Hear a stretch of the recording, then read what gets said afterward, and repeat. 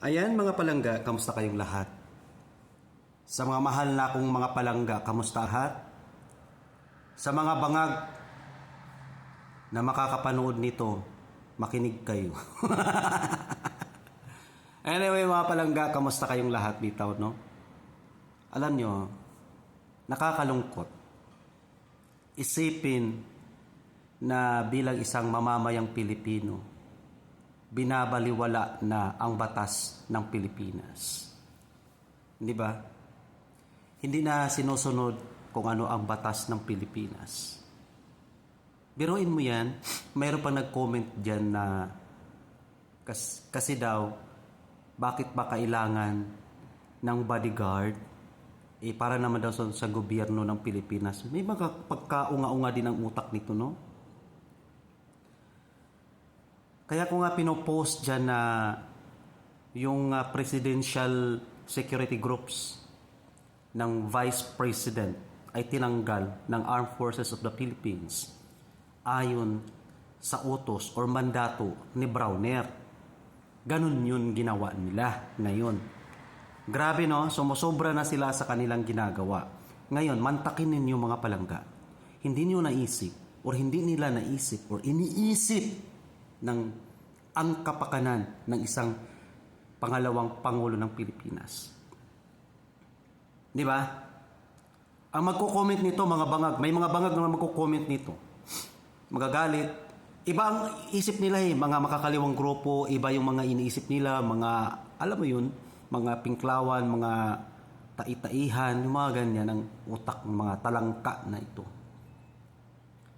Nasa saligang batas natin yun mga palangga. Kung ikaw ay inihalal bilang presidente or pangalawang presidente ng Pilipinas, so mayroon ka talagang tinatawag na bodyguard dyan. Yan ay nasa batas po yan. Naintindihan o hindi naintindihan?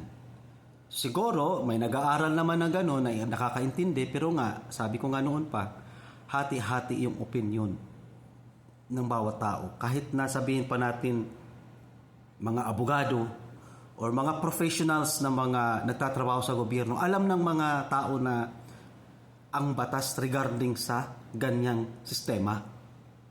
Pero, itong iba nating mga kulungo na mga pag-uutak, tuwang-tuwa pa sila.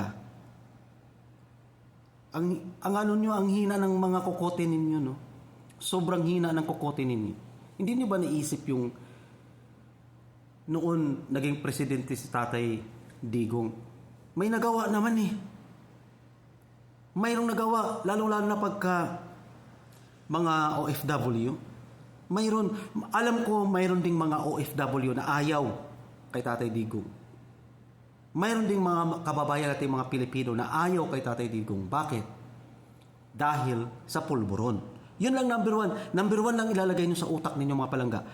Lalagay nyo sa utak ninyo ang pulburon. Dahil hindi talaga ninyo mawala-wala ang pulburon. Tingnan ninyo, ano nangyari ngayon sa Pilipinas? Ang gulo-gulo. Ang gulo-gulo na. Tapos ngayon may paparating pa na bangayan ng bansang China, bansang Vietnam, tapos ang American, ang mga puti.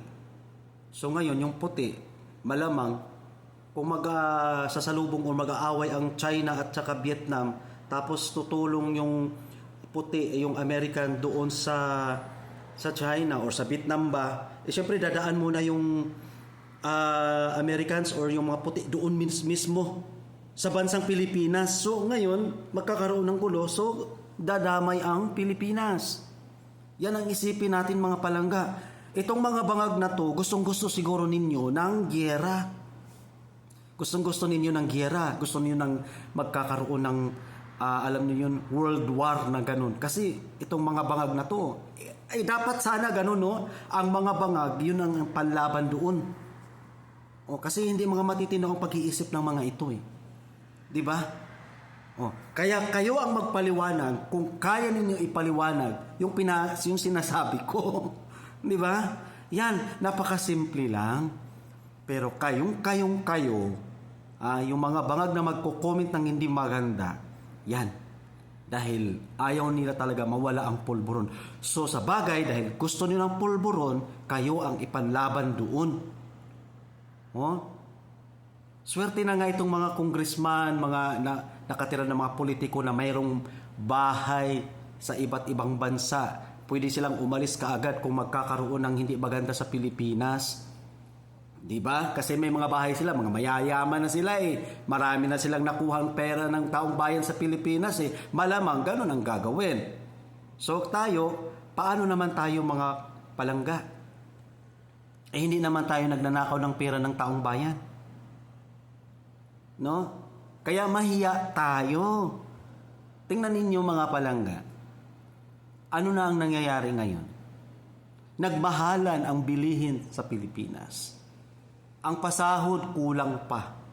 Bakit nagkulang? Pero ano yan? Magkano ang kilo ng karne? Sabihin na lang natin 400. Eh kung ang sahod mo 300, ano yun? Di ba? Kaya itong mga bangag na to, tuwang-tuwa sila. Magtuwa lang kayo. Darating din ng araw. Kasi sa batas natin, di ba? Sabi nga natin, nasa batas na ang presidente or vice president ay magkakaroon talaga ng tinatawag nating bodyguard.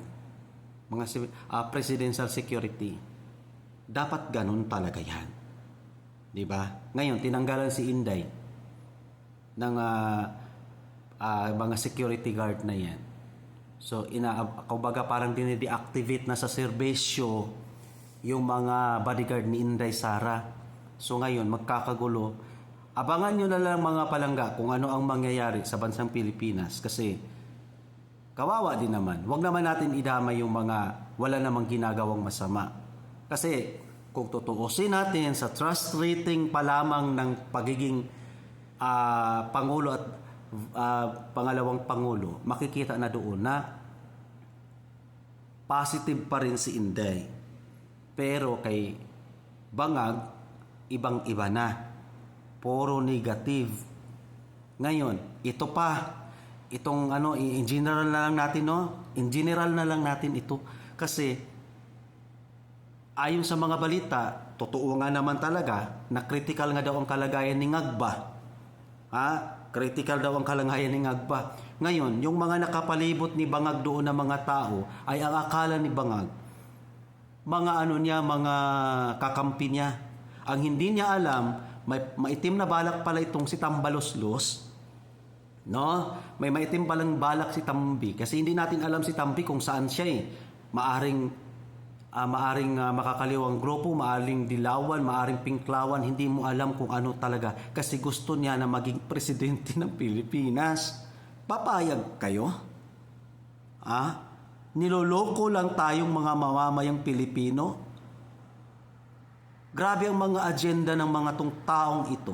Tapos sasabihin na naman ng iba nating mga kababayan sa makapanood nito na, ay, walang kwenta yung sinasabi. Pag los mo, oy, maliwanag yung pagkasabi ko, hindi mo lang talaga intindihin kung ano yung sinasabi ko kasi ang sumasagi sa utak ninyo ay polboron. Palakpakan. Ganon. Ganon yun. Kaya mga palangga, mag-ingat ang lahat natin ng mga kababayan natin na sa Pilipinas. Yung mga matitino, mag-ingat tayong lahat.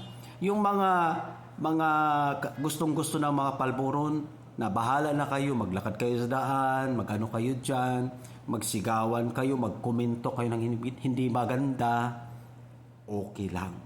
So yun lang yung masasabi ko mga palangga. Sa susunod, pag-uusapan ulit natin kasi marami pa tayong alam. Ay, Diyos ko. Basahin natin or minsan kung may pag-iisip tayo, intindihin natin kung ano ang ibig sabihin ng batas. No? Pag-usapan natin yan sa susunod. Kasi medyo ang dami pa rin. Sabagay, wala naman ako pakialam kung ayaw niyo makinig, ayaw ninyong sumunod. Okay lang naman yun kasi hindi naman natin mapiplease ang mga tao. As a content creator, tapos sasabihin niyo na pinipirahan lang, kasi para sumikat. Hindi. Kasi kung concerned ka sa bawat Pilipino at yung puso mo ay para sa Pilipino, gawin mo. Ganun lang yun, napakasimple lang. Di ba mga wakwa? So yun lang mga palangga, mag-ingat sa mga bangag. God bless everyone.